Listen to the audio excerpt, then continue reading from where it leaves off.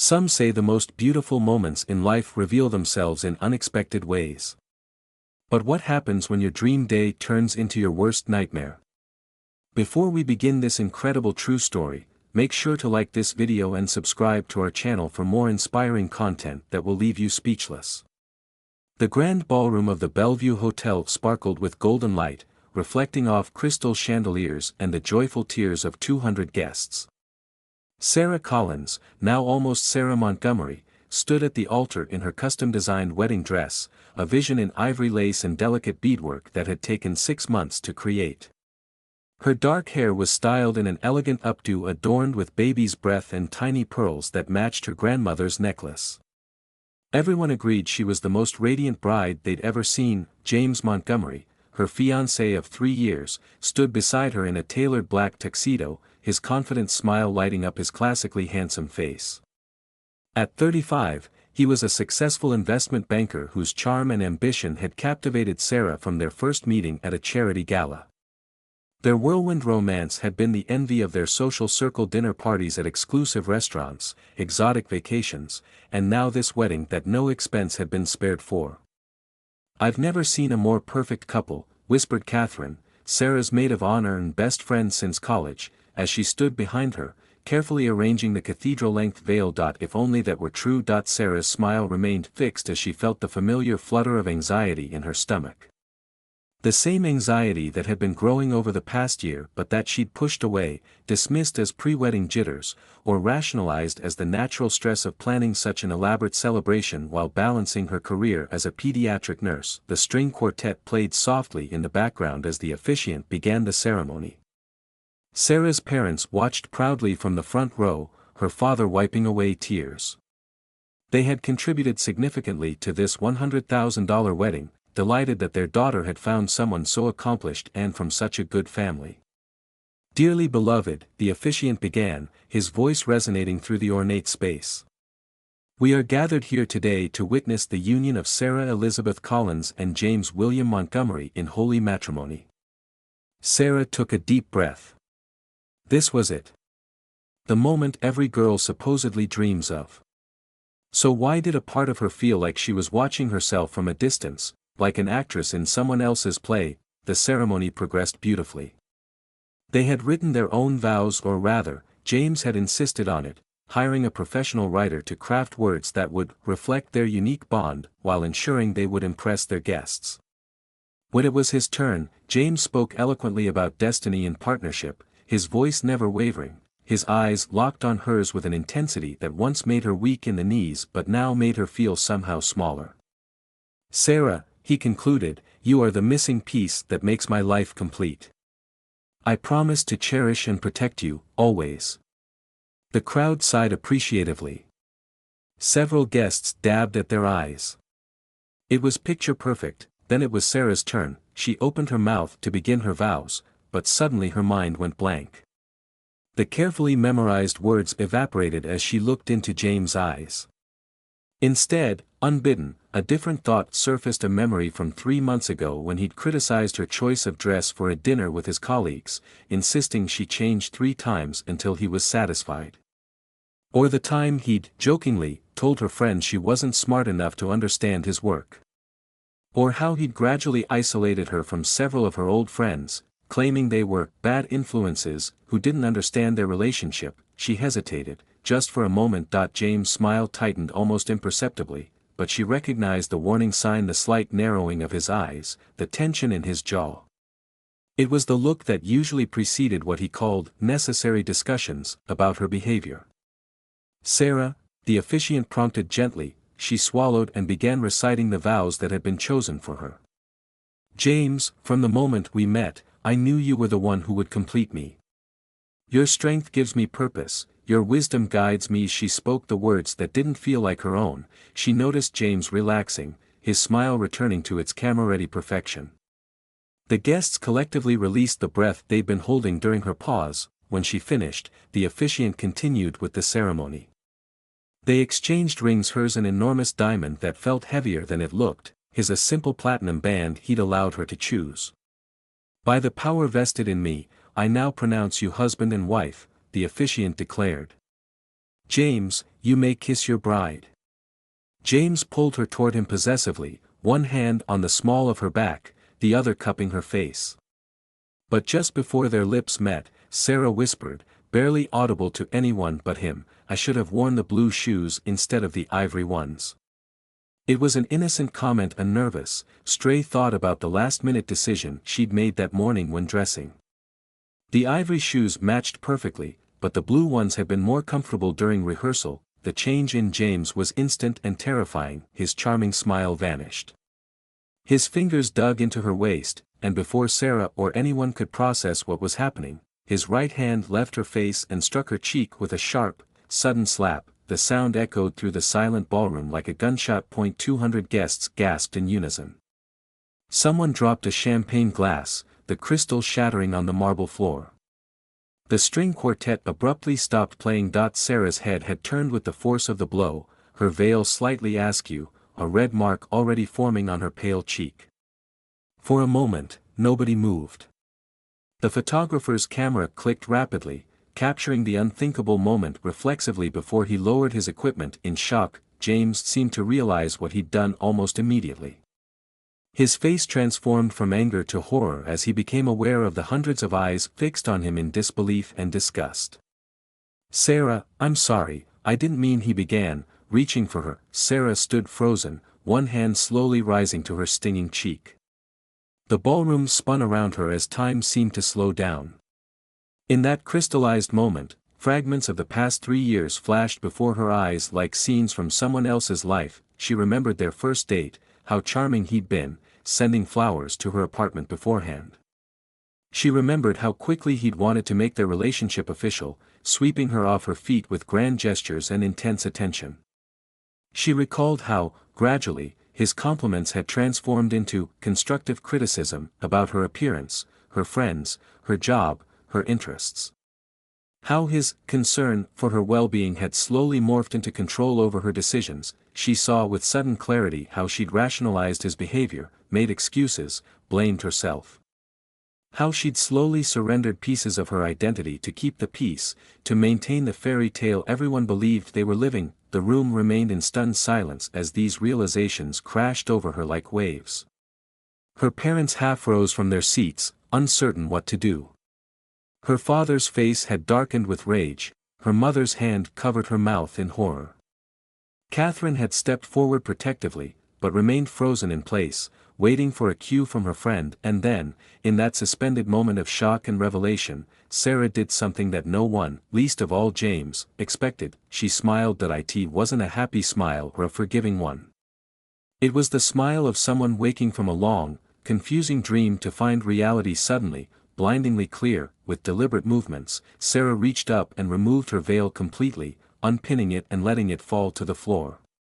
Then she took off her engagement ring, the massive diamond that had always felt more like a brand of ownership than a symbol of love, and placed it in James' palm, closing his fingers around it. Thank you, she said, her voice surprisingly steady and loud enough for the front rows to hear. James stared at her in confusion. What? Sarah, please, I'm sorry, it was just, thank you, she repeated more firmly, for showing everyone who you really are. For not waiting until we were alone. For giving me this gift on today of all days. The murmuring among the guests grew louder. James' parents stood now too, his mother's face ashen, his father looking as though he might intervene. Sarah turned away from James to face their guests. Her cheek was still red, but her eyes were dry and clearer than they had been in years. I'm sorry for the disruption to your afternoon, she announced, her voice growing stronger with each word. But I'm not sorry that you all witnessed this. For 3 years, I've been disappearing, piece by piece, behind closed doors. Making myself smaller to avoid exactly what you just saw. Convincing myself that love shouldn't be easy, that relationships take work, that the problem was me, always me. James grabbed her arm. Sarah, stop this right now. You're embarrassing yourself. Catherine finally unfroze, stepping between them. Take your hand off her, she said with quiet fury. Sarah's father had reached the altar by now, followed closely by James' father. The tension in the room was palpable as the two men approached their children. "Sweetheart," Sarah's father said gently, "let's go somewhere private to talk about this." "No, Dad," Sarah replied, surprising herself with her certainty. "No more privacy. No more hiding. No more pretending." She turned back to address the room. "I've spent 3 years covering bruises that weren't always visible. Making excuses for behavior that shouldn't be excused. Believing I could fix something by just trying harder, being better, saying less, needing less." James' face had turned from apologetic to thunderous. "You're hysterical," he hissed. "This is ridiculous." "It was one mistake." "No," Sarah cut him off. "It wasn't one mistake. It was the first public mistake. There's a difference." The room had gone completely still now, hanging on every word of the drama unfolding before them. Some guests looked uncomfortable, others tearful, many angry, though at whom wasn't always clear. Sarah took a deep breath and continued, speaking now not just to James or their guests, but to herself, the self she'd been slowly suffocating for years. "When we met, you told me I was perfect. Then you spent 3 years pointing out my imperfections. When I changed those things, you found new flaws. There was always something wrong with me, something that needed fixing, something that disappointed you." She looked at him directly, no longer afraid of his reaction. "But today I see the truth. The problem was never me. And I won't spend another day, another hour, another minute trying to fix myself for someone who was never going to be satisfied." With those words, Sarah removed the diamond earrings he'd given her to complete her bridal look, placing them carefully on the officiant's open Bible. Then she reached for her bouquet, which Catherine silently handed back to her. "I came here today to make vows, and I'm still going to make one," she said. "I vow to never again surrender my worth, my voice, or my truth to anyone, no matter how charming their disguise or how convincing their lies." The silence in the room had transformed from shock to something like reverent. Several women were openly crying now, though whether from the ruined ceremony or Sarah's words wasn't clear. James had retreated slightly, his face a complex mixture of anger, embarrassment, and calculation as he observed the room turning against him. His mother had approached and was whispering urgently in his ear, likely advising damage control. Sarah turned to the officiant, who appeared completely at a loss for how to proceed with this unprecedented situation. "I believe we're finished here," she said kindly. "Thank you for your services." Then, still holding her bouquet, Sarah walked down the aisle alone. Not running, not rushing, but moving with deliberate dignity through the parted crowd of stunned guests. Some reached out to touch her arm supportively as she passed, others couldn't meet her eyes. She acknowledged them all with small nods but didn't stop until she reached the grand doors of the ballroom. There, she paused and turned back to face the room one last time. The scene was extraordinary. James still at the altar, now surrounded by his parents and groomsmen in heated discussion, her parents caught between rushing after her and confronting him, the guests half standing, unsure whether to leave or stay, Catherine hurrying down the aisle toward her, carrying Sarah's small emergency purse. Sarah raised her bouquet, and with perfect aim, tossed it high into the air. It arced gracefully over the crowd, landing directly in the lap of a teenage girl, James' younger cousin, who had been watching the entire scene with wide, impressionable eyes. "Choose yourself first," Sarah called to her, to all the women in the room, to her past self. "Everything else is secondary." And with that, she pushed open the doors and walked out of the ballroom, out of the hotel, and into the bright afternoon sunshine of a day that had turned out to be transformative in ways no one could have predicted. Catherine caught up with her on the hotel steps. "Sarah, my God, are you okay? What do you need? What can I do?" Sarah turned to her oldest friend, finally allowing tears to fall now that she was away from James and the crowd. "I need a ride," she said with a half laugh, half sob. "Apparently I'm not getting married today." Catherine hugged her fiercely. "I'm so proud of you. So incredibly proud. And I'm sorry I didn't see what was happening." "I didn't let anyone see," Sarah replied, wiping her tears. "Including myself." As they stood there, several more guests began emerging from the hotel, friends and family who had chosen to follow Sarah rather than remain at the scene of the disrupted wedding. Her parents came rushing out, her mother already on the phone canceling arrangements, her father looking both heartbroken and fiercely protective. "We're going home," he said firmly, putting his arm around her. "Right now." Sarah looked at the small group gathering around her, the people who truly loved her, not for what she could be molded into, but for who she already was. "No," she said gently. "I'm not going home. At least not yet." She turned to Catherine. "Remember that solo trip to Costa Rica I wanted to take 2 years ago? The one James convinced me was too dangerous." Catherine smiled slowly, understanding dawning in her eyes. "The yoga retreat? With the Sea Turtle Conservation Project?" "That's the one," Sarah confirmed. "I've kept the brochure in my dresser drawer all this time. I think it's time I went." Her mother looked concerned. "Honey, is now really the time to be making big decisions? You've just been through a trauma, Mom," Sarah interrupted gently. "I've been through 3 years of trauma. Today isn't the trauma, today is the healing beginning." As they stood discussing next steps, more commotion erupted at the hotel entrance. James had emerged, still trying to manage the situation, his parents flanking him protectively as photographers who had been hired to capture the wedding now captured its dramatic dissolution. Instead that he spotted Sarah and started toward her, but was immediately blocked by several of her friends and family who formed a protective circle around her. "Sarah, please," he called, his voice taking on the reasonable, charismatic tone that had so often manipulated her in the past. "Let's not make this bigger than it is. We can work through this. Everyone has bad moments." "Not everyone," her father replied coldly, stepping forward. "Not on their wedding day. Not to someone they claim to love." James tried to appear contrite while maintaining his dignity. "Sir, with all due respect, this is between Sarah and me." "Not anymore," Sarah replied, finding strength in the support surrounding her. "Not ever again." She turned to her small group of defenders. "I don't want to press charges. I don't want drama or revenge. I just want to reclaim my life." With that declaration, she slipped off her wedding shoes, the ivory ones that had somehow sparked this moment of revelation, and handed them to her stunned mother.